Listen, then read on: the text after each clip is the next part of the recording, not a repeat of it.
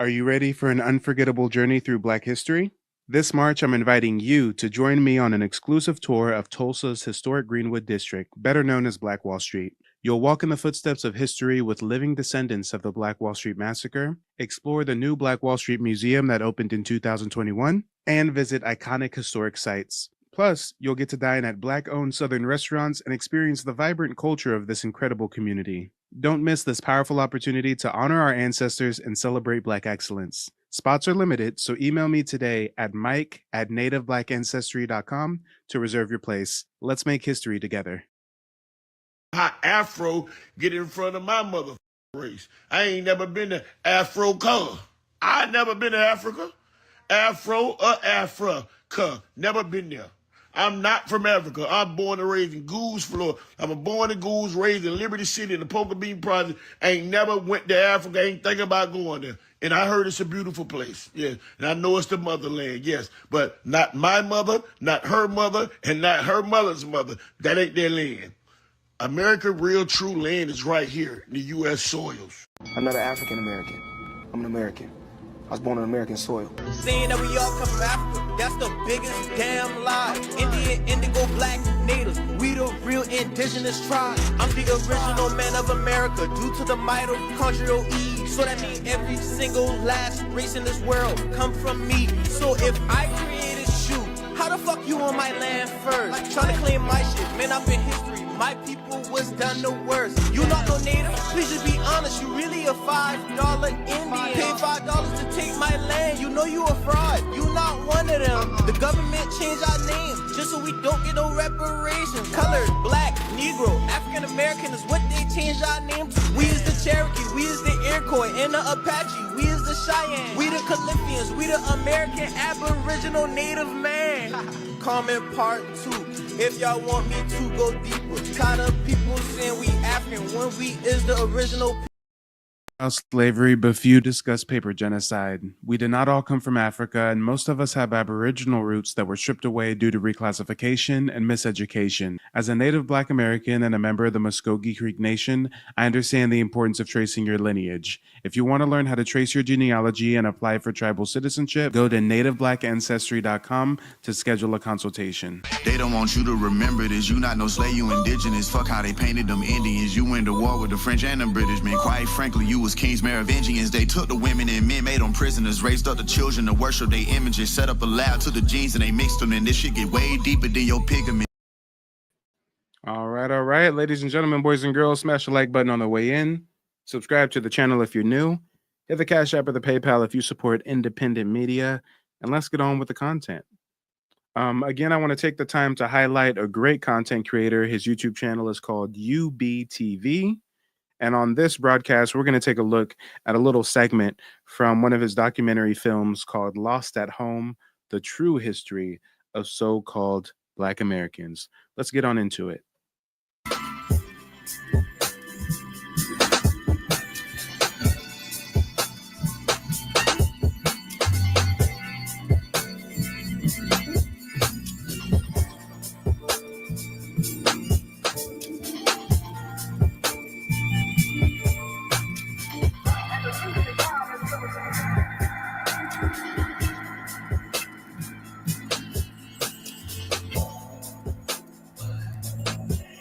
The truth is that I wanted to do a 21st century version of Alex Haley's roots. Right. And I wanted to get 8 prominent African Americans, and I would trace their family tree back to the abyss of slavery, the tomb of slavery, because that's when records for Black people disappear, obviously.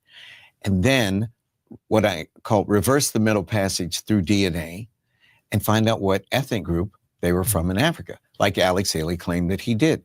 So I got Oprah Winfrey, Chris Tucker, Bishop T.D. Jakes, Quincy Jones. It was an experiment, and it was a big hit. And so PBS asked me to do a sequel and we called African American Lives too. And we did Morgan Freeman, a man who played God and the President. You had to do him. Yeah, gotcha. Maya Angelou, God bless her soul. But these are all Chris people Rock. that are famous and celebrities, and Yeah. And the idea is what, that their lives will be more interesting to people. Yeah, well, that viewers, real people who tune in, want to look over your shoulder. Which is the reason they read gossip. Family stories. They want to know about people who are famous. Right, and this is a archival form of gossip. But here's when the brand changed. I get a letter, Charlie. I started getting all these letters from people. And I get a letter from a Russian Jewish woman who said, "Dear Dr. Gates, I've always admired your career and your stance on multiculturalism and cultural diversity. But after watching 2 seasons of African American Lives, I've decided you're a big fat racist because you only do black people. So, my whole identity is African American studies. That's my day job. I've been a professor of that since I was 26 years old. Yeah, Yale, Cornell, Duke, now 26 years at Harvard. Glorious years at Harvard." This is Dr. Henry Louis Gates Jr. He is the chairman of the Department of African American Studies at Harvard, the gatekeepers of the world's historical deception. And many of you guys may not have realized that. When y'all see his TV show, Tracing Your Roots, and you notice how he kind of is making a name for himself, meeting with black celebrities and shitting on their beliefs that they have Aboriginal roots. He specifically cherry picks black Americans who have heard stories in their family that they have Aboriginal ties, Indigenous ancestors. And his whole thing is really about debunking it and being like, "Oh no, you come from an African slave." No. I mean, if any of you guys watching now or watching the replay have ever seen an episode of his Finding Your Roots series, let me know if you disagree. But basically, it's like a sleight of hand play, and it's really a propaganda piece to try to discount our Aboriginal claims. In my time, we were taught that the Africans were these benighted people, and they were too stupid to build a boat or to be curious about the world and cross the Sahara Desert. It was rubbish. Africans were just as curious as anybody else. The Sahara Desert was a highway. It wasn't a barrier. So I thought, well, and there were great trade routes. So I thought maybe my Nubian descendant had come over and ended up being tricked by some white man and ended up in Maryland or Virginia or something. So that was cool. And if I needed an interpretation, believe me, I could have produced one.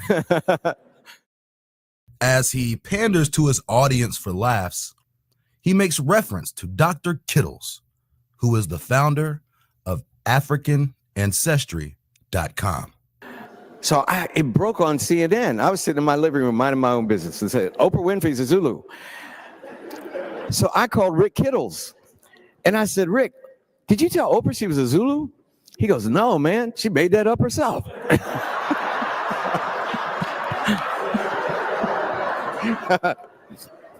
And if you guys are unfamiliar with Rick Kittles, he's another charlatan. Rick Kittles is one of these African DNA testing kit schemers. He runs a website called AfricanAncestry.com where he sells like $600 African testing kits. Oh, $729. Yeah. He's going to help you trace your African ancestry. All you need to do is give him a little bit of your DNA, and he'll give you personalized certificates of ancestry as well, and 4 country of origin teas. All right, guys. All right. You guys can play with the pan goofies, pay $729 for a DNA testing kit that's not going to do a goddamn thing for you.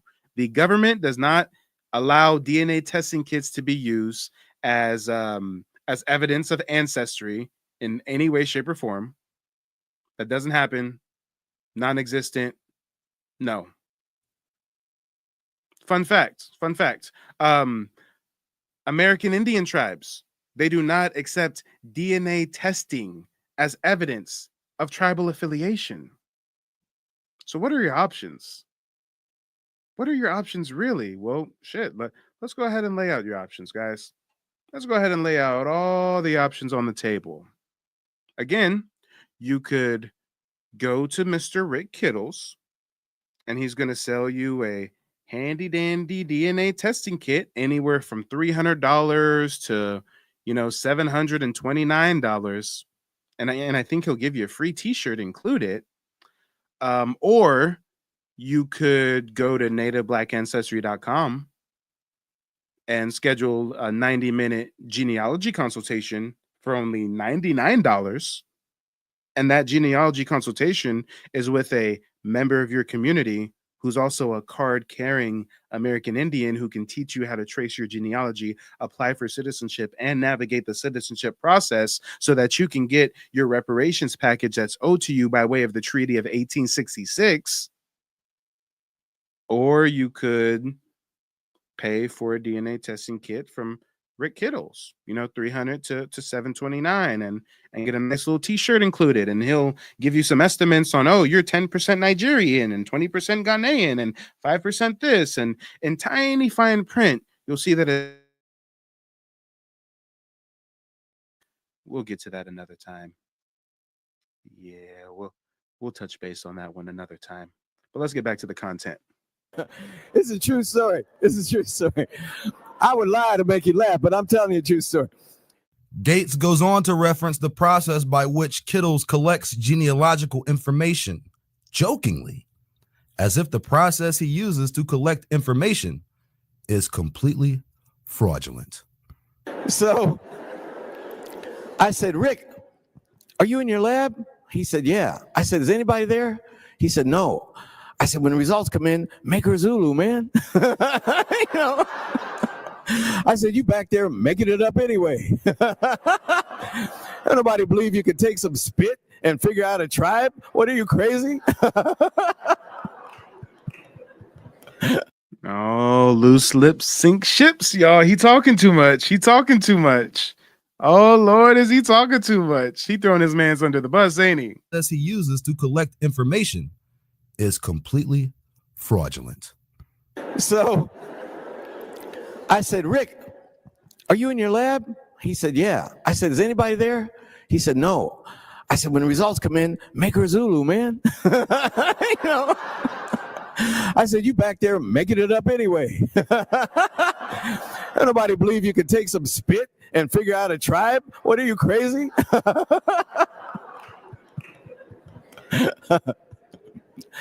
So anyway, I was a Nubian and it was cool. Gates is probably one of the most decorated scholars in the world.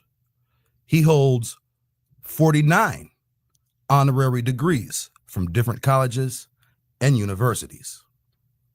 In addition, Gates is also the host of a show on PBS in which he takes celebrities like Chris Rock, Morgan Freeman, Tina Turner, and Don Cheadle and strains at attempts to connect them to certain tribes in Africa based upon genetic commonalities with African haplogroups, all while deceptively disconnecting them from their true indigenous American heritage.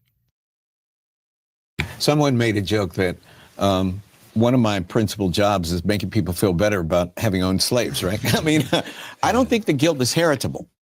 Individuals such as Don Cheadle, Morgan Freeman, and Jackie Joyner Kersee were always told by their grandparents that they had Indian blood.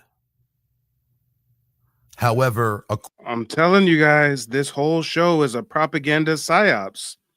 He meets with these celebrities, and the underlying ulterior motives is really shitting on our indigenous claims. He cherry picks black folks, black celebrities who believe that they have indigenous roots, and then tells them, oh no, actually I did some research and it looks like you come from Africa. That they had Indian blood. However, according to Dr. Henry Louis Gates, their grandparents were liars. A little Choctaw Indian in my background. She looked like an Indian woman. She looked like, like straight off the prairie. They talk about the cheekbones and yeah, you do have high cheekbone. Yeah. She always had long black hair, and so that's Indian hair. But I've long been suspicious of these stories. How could so few Native Americans sleep with so many African slaves?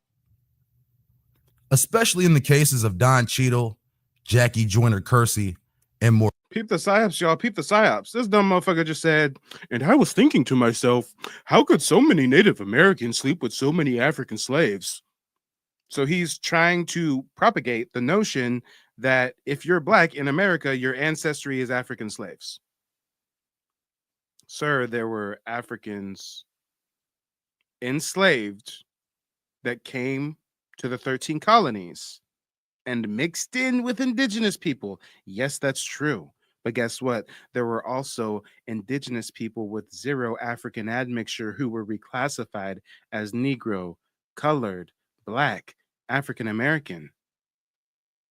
Guys, this is public knowledge. It's 2025. This is so mainstream knowledge. Watch this shit. Watch what I'm about to do. This knowledge is so mainstream. If you ever come across a goofy ass Pan-African online trying to say some dumb shit about, oh, you're a wobble, you're just insecure, you're a pretendian, ask them why ChatGPT corroborates what you believe. Let's check out ChatGPT, the most advanced artificial intelligence. We using Skynet, y'all. We going to Skynet. Let's go. What's the question I'm going to ask them? Were there quote unquote copper colored or quote dark skinned or quote black Indians documented in the Americas by, oh, wait. And if yes, who are the earliest people to document these quote unquote black Indians? Let's see what ChatGPT says. Yes, there have been documented instances of quote unquote black Indians or people with darker skin in the Americas dating back to the early colonial period. The terminology and understanding of black Indians is complex, as it reflects the diverse interactions between African, Native American, and European populations. Here's a breakdown of the history. Early documentation: Spanish and Portuguese colonization, 16th century. The Spanish and Portuguese explorers and colonists were among the first to document encounters with quote-unquote black Indians in the Americas. They described indigenous people who were darker skinned, often due to African ancestry, as well as African slaves and Native Americans who had mixed. Early accounts of African slaves being integrated into native tribes also reflect the concept of black Indians. For instance, some Spanish chronicles refer to the presence of African people among native groups in areas such as Florida and the Caribbean. The mixing of enslaved Africans and indigenous populations led to the emergence of distinct communities. Theodore de Bry, 1590s. De Bry was a Flemish engraver and artist who produced detailed drawings and engravings of early colonial life in the Americas, including depictions of Native Americans. Some of his images depicted natives with dark skin, suggesting that indigenous populations in parts of the Americas were darker in complexion. And you know what, guys? Let's be a little more specific, because they really try to muddy the waters with the black Indians who have African admixture. We know that Africans mix with natives, but I'm talking about indigenous people, copper-colored black Indians with no African admixture. Let me be more specific.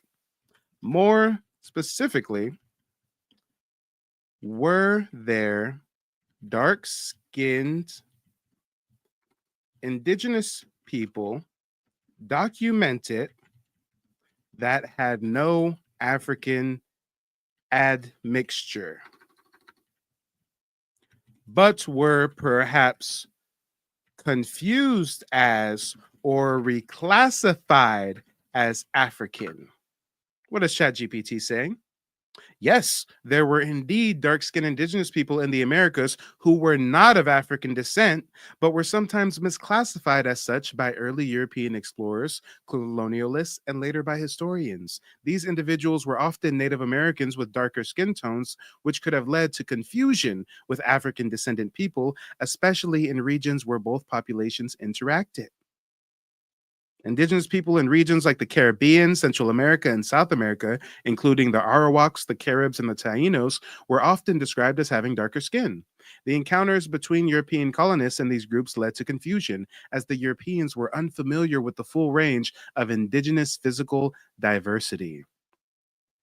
The indigenous peoples of Florida and the southeastern United States. In the southeastern part of North America, indigenous groups such as the Seminoles and the Creeks, which is my tribe, the Creeks, the Seminoles and the Creeks were documented as having a wide range of skin tones, including darker complexions. Some of these groups also had contact with African slaves who escaped plantations, but many native peoples in these areas were darker skinned due to their natural genetic diversity and were sometimes misclassified as Black or even mixed with African ancestry.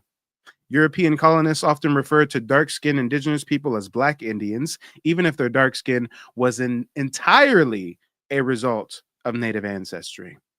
Let's talk about it, guys.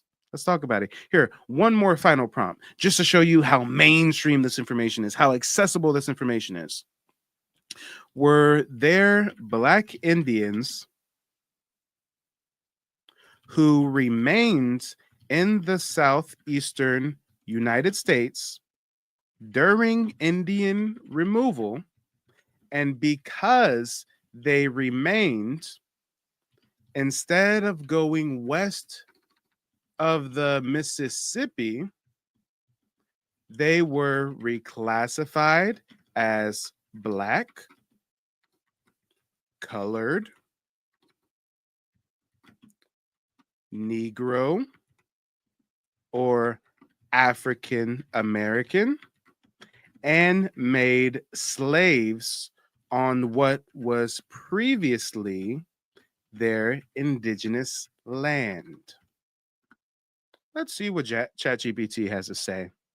Yes, there were Black Indians who remained in the southeastern United States during the Indian removal period, and in many cases, they were reclassified as Black, colored, Negro, or African American as part of a broader effort to force them into the social categories typically assigned to African descendant people. This reclassification often led to them being enslaved on land that had originally belonged to their indigenous ancestors. Here's a deeper look at this history. Indian Removal Act, 1830s. The Indian Removal Act, signed by President Andrew Jackson, led to the forced relocation of thousands of Native Americans from the southeastern United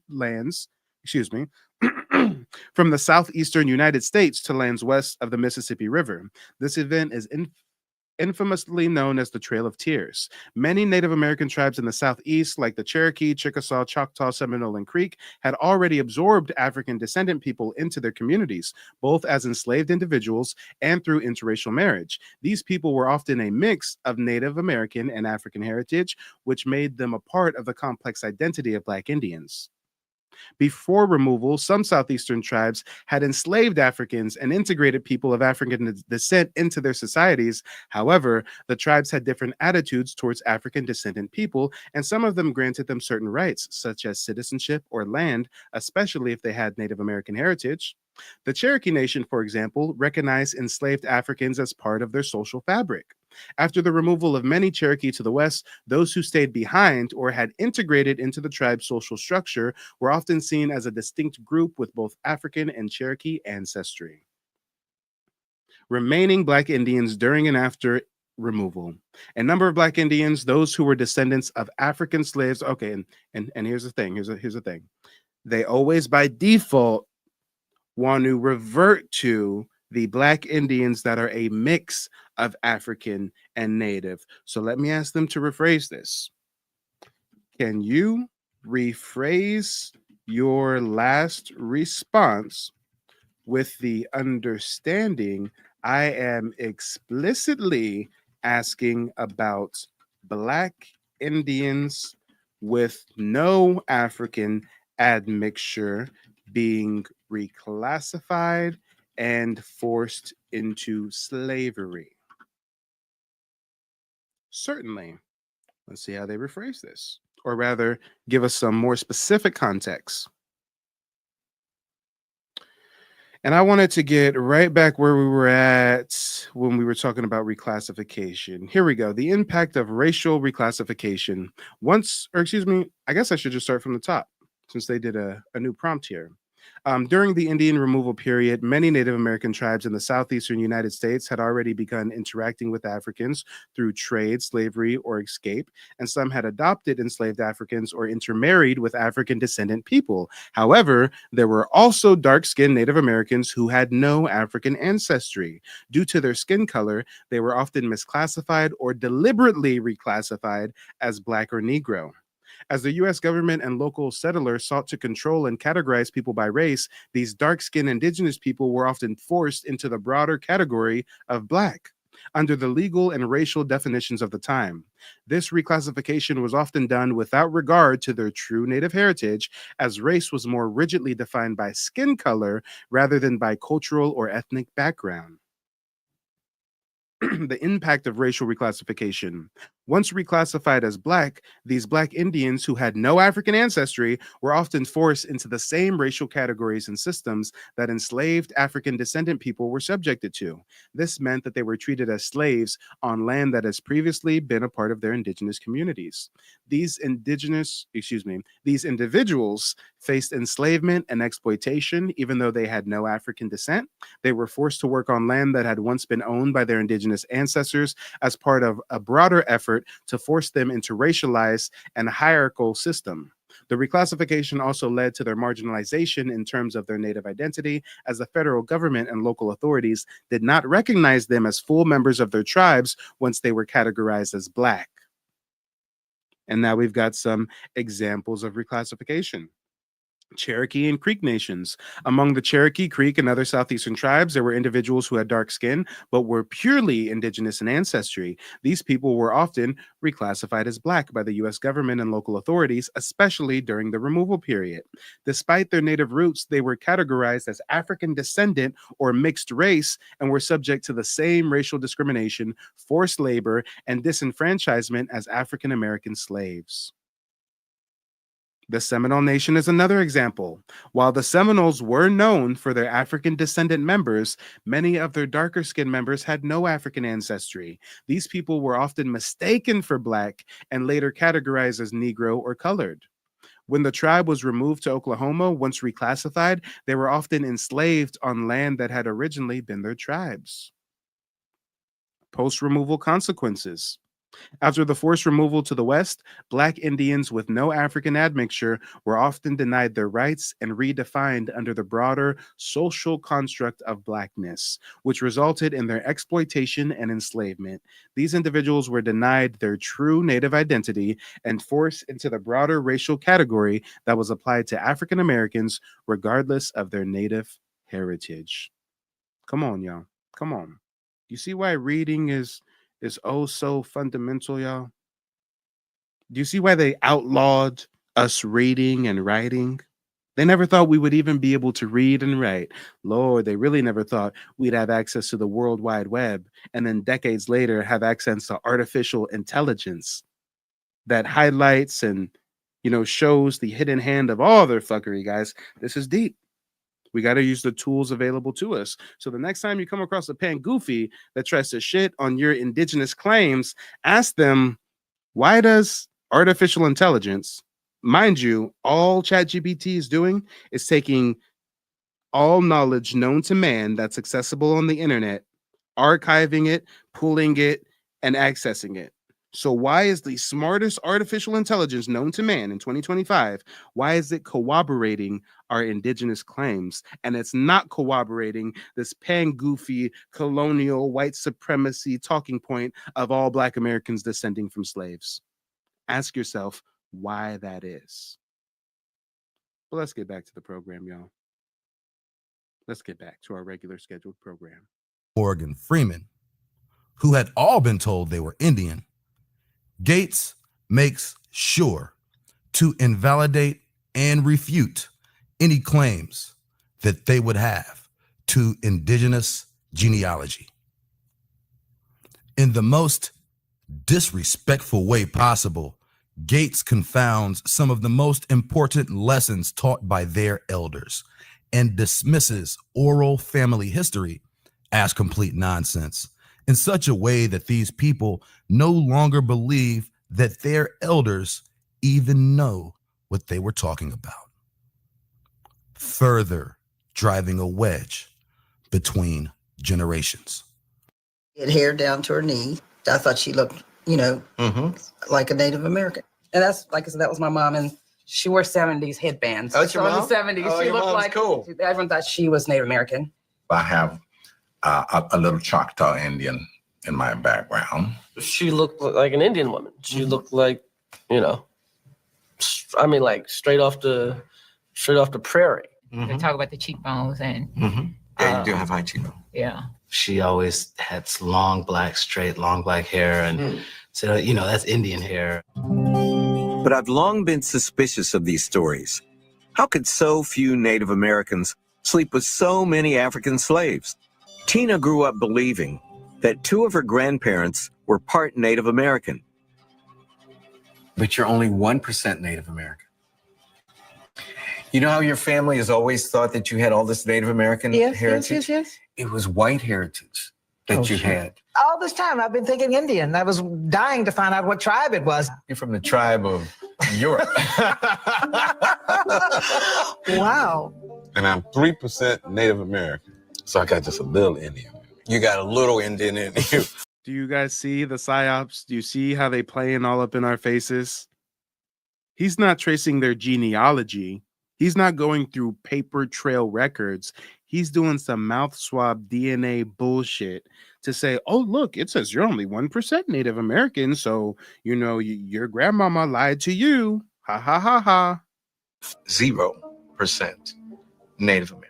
And 0% Native There you American. go. And 0% who were Native American. We're going to have to tell the Choctaw Nation in Oklahoma now that I misrepresented myself. Even concealed within this great deception, there is truth. The confusion comes from a Eurocentric method of classification based upon appearance, more commonly skin tone, which was used as a method of dividing the masses into the social totem pole of the American caste system. I had my genealogy consultation with Mike today.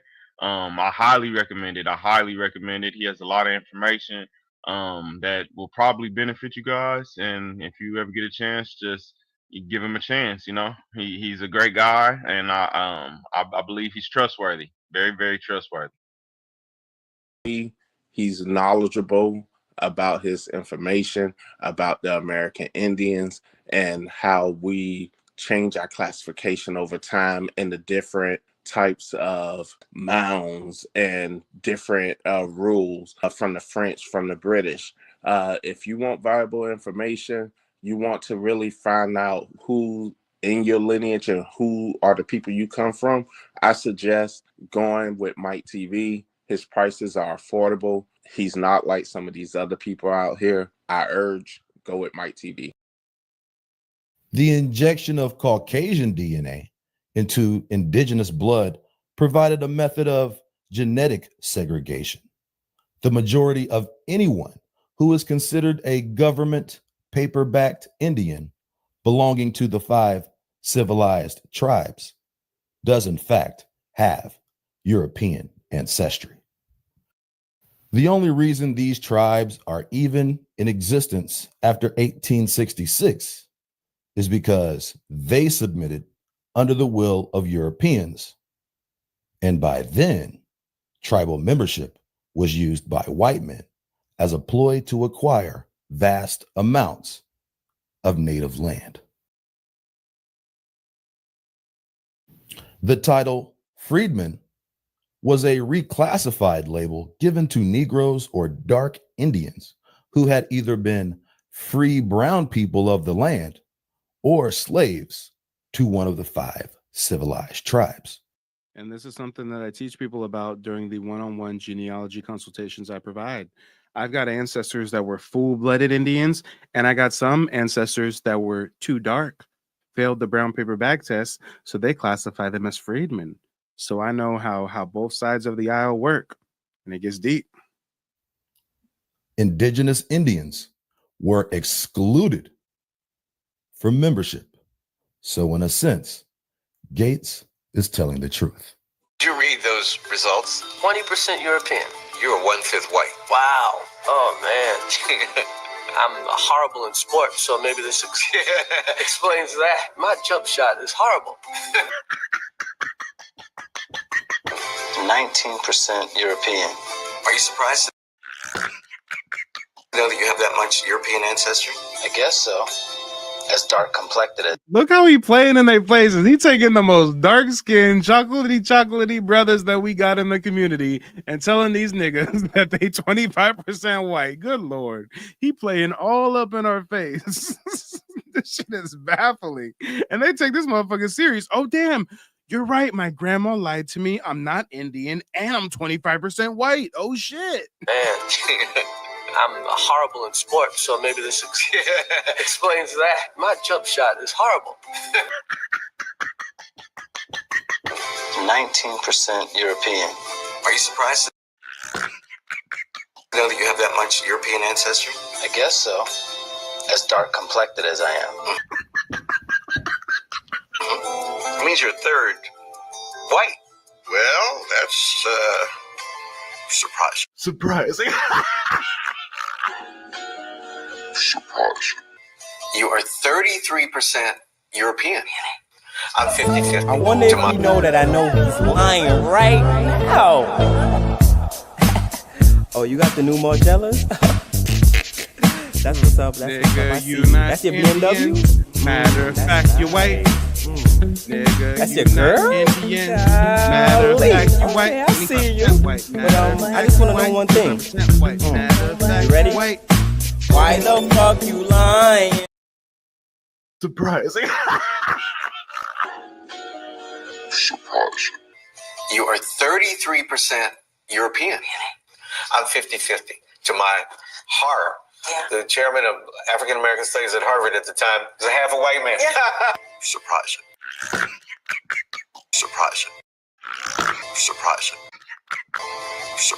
Look, these are real.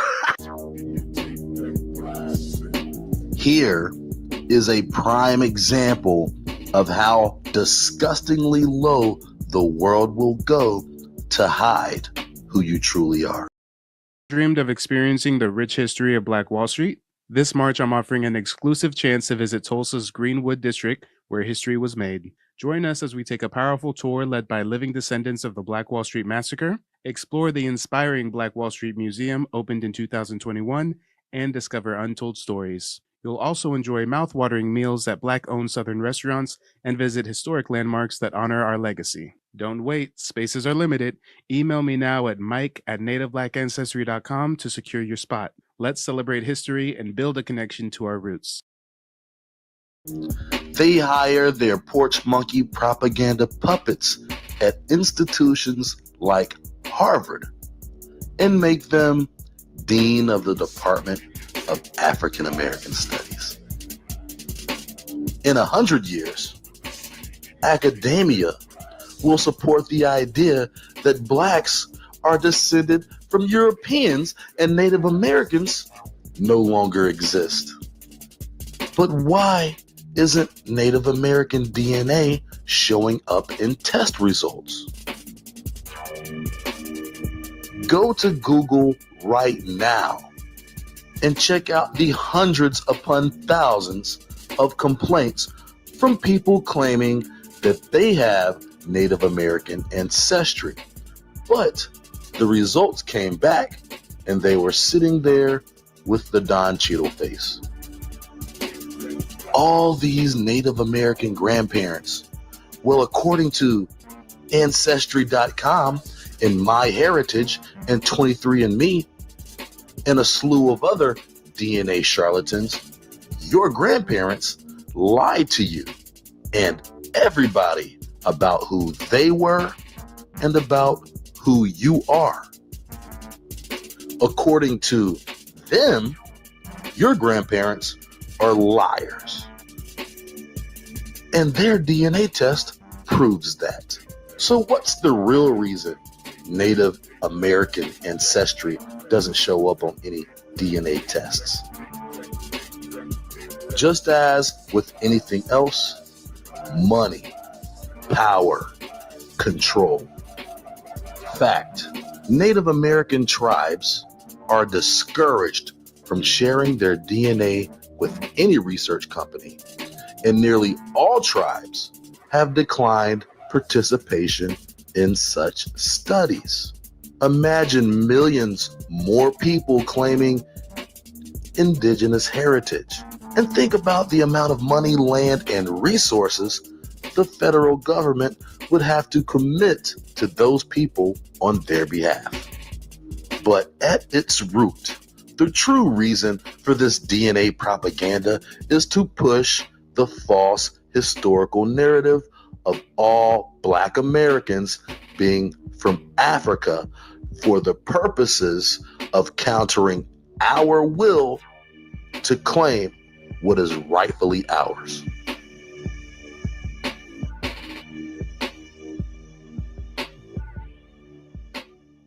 Well, when I went to Harvard in 1991, I raised money to count the slaves. There were a group of scholars who were trying to count the number of Africans brought to the New World, the entire New World in the slave.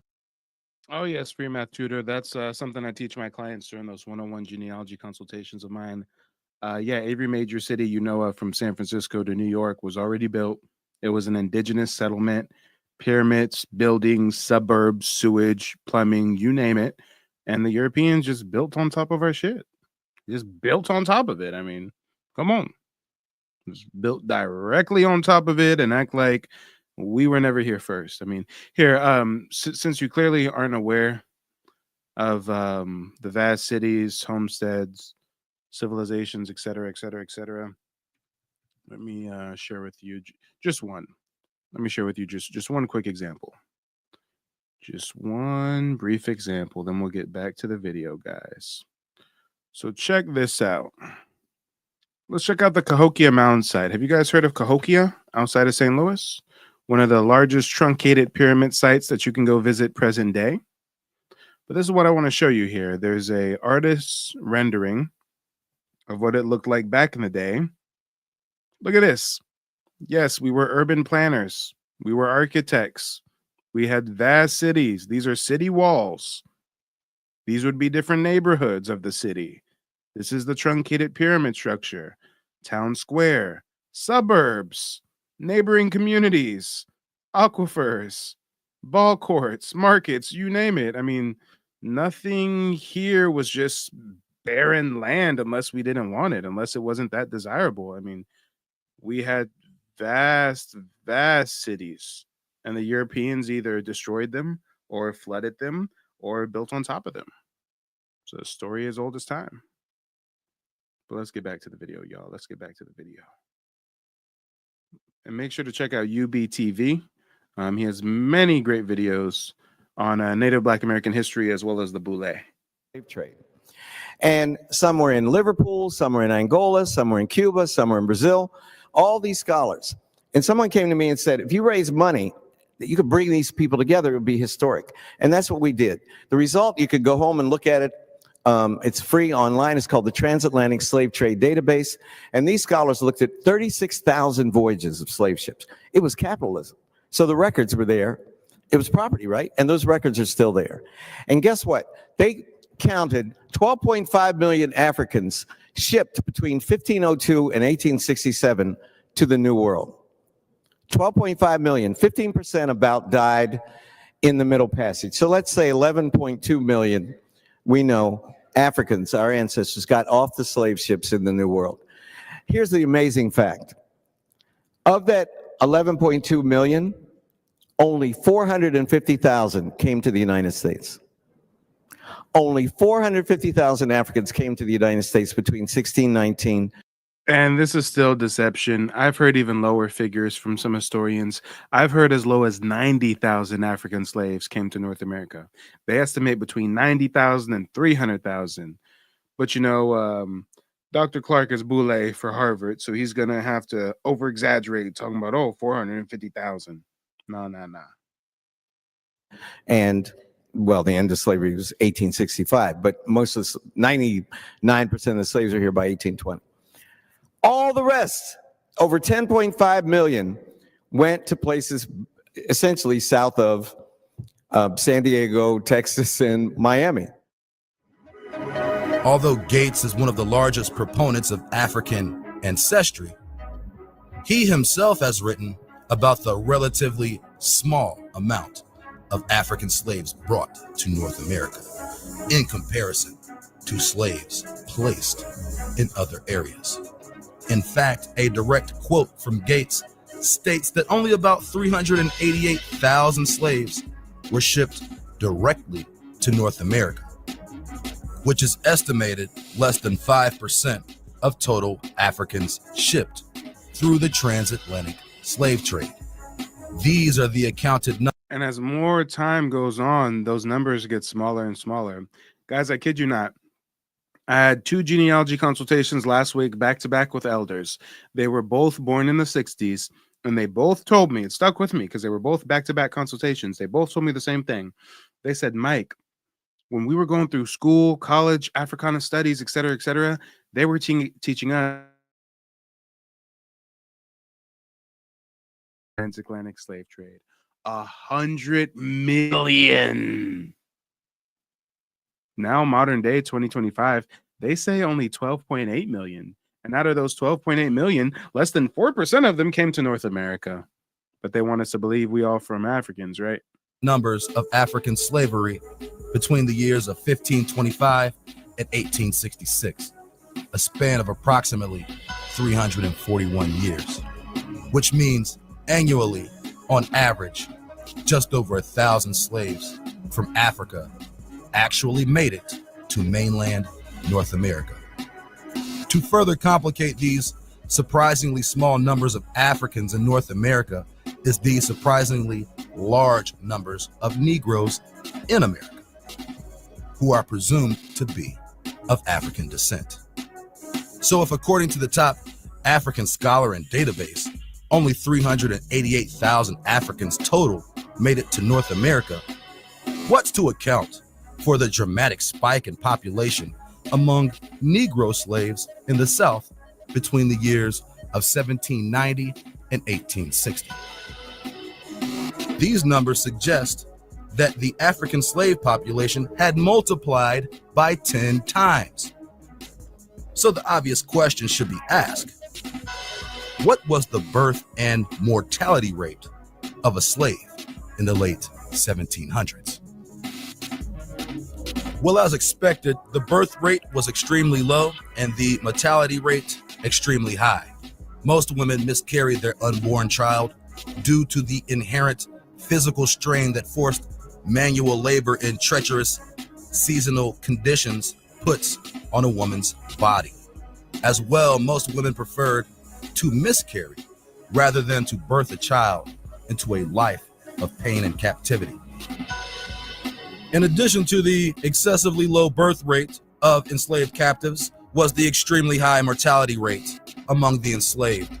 Male slaves were worked like farm animals for their entire lives until their bodies gave out and were no longer to physically perform manual tasks. Then they were simply taken out back and murdered once they were no use to their masters. For male slaves, this happened around the age of 25, if they were lucky enough to live that long. Because according to records, the life expectancy of a male slave was around 23 years old, and the life expectancy of a female slave was a bit longer, due to the fact that some women worked domestic duties that weren't as physically strenuous as working in the field, therefore allowing them to live longer lives. However, these extremely short life expectancies and high mortality rates are in direct contradiction to the increased slave numbers in the South. At no point during captivity were enslaved peoples ever multiplying in numbers via new birth rates. So how could numbers of slaves increase if they weren't being born on the plantation and not being newly shipped from Africa after 1808. We can clearly see the increase in population, but that population cannot be related to normal population growth or the arrival of new Africans. So where did these 4 million new people come from? Of course, they were already here and being forcibly removed from their homelands by the invading heathens from Europe.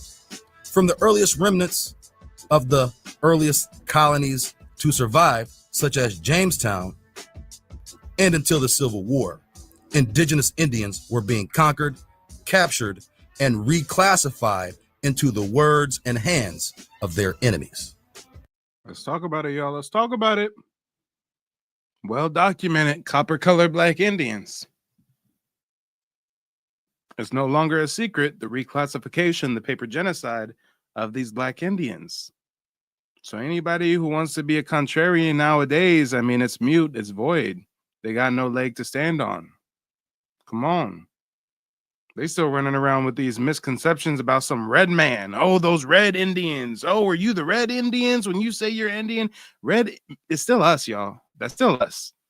Red bone, that's still us. They used to have a crayon color called Indian red. Look at that. It's a dark brown, more like a mahogany. We are the red man. We are the red Indian.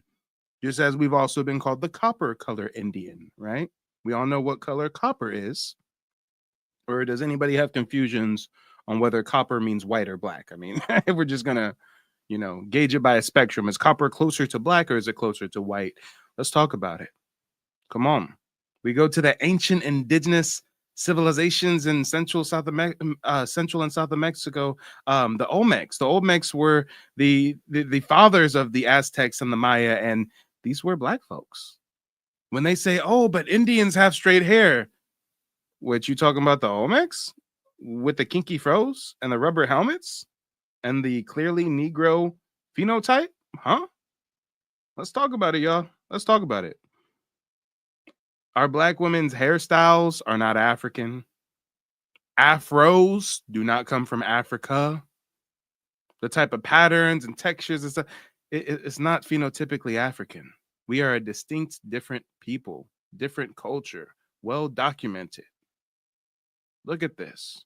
Look at that old school American Indian bust and compare it to Tasha Smith. You can easily see a photo of Tasha Smith, see her next to a continental African, and know those are two different people. Those people don't even look the same.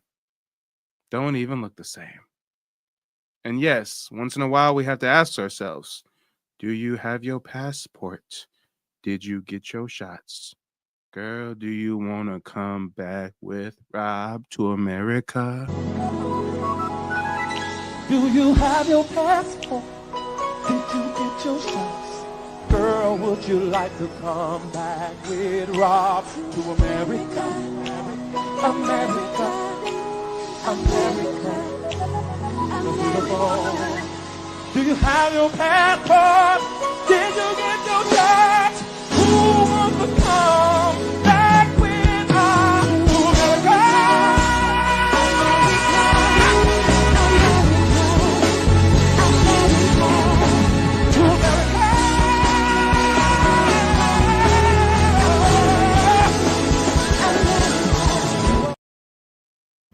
And the word American takes on a totally new image than its original personification. You're not free. You're not free. You're not free. You're not free. What did the Indians look like when the heathens came? According to multiple accounts, the Indians were Black and resembled the physical features most commonly associated with Negroes. But when people think of Indians, they don't think of Negroes. Most people think of a Euro-Mongoloid hybrid as a result of the deceptive intentions of academia.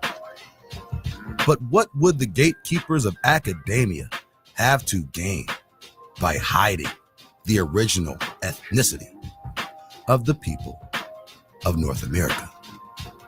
It's quite simple.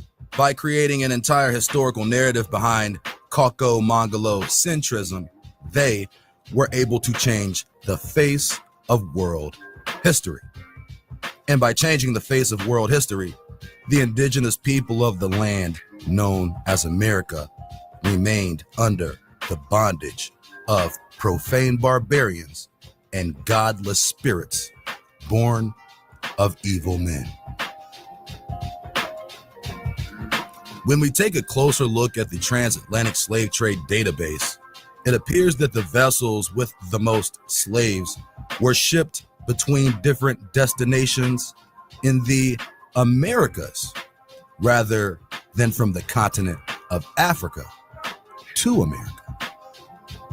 According to the Intra-American Slave Trade Database, in the year 1700, a ship captained by Charles Duval shipped 308 slaves from an unspecified location in the Americas to Cartagena, Colombia.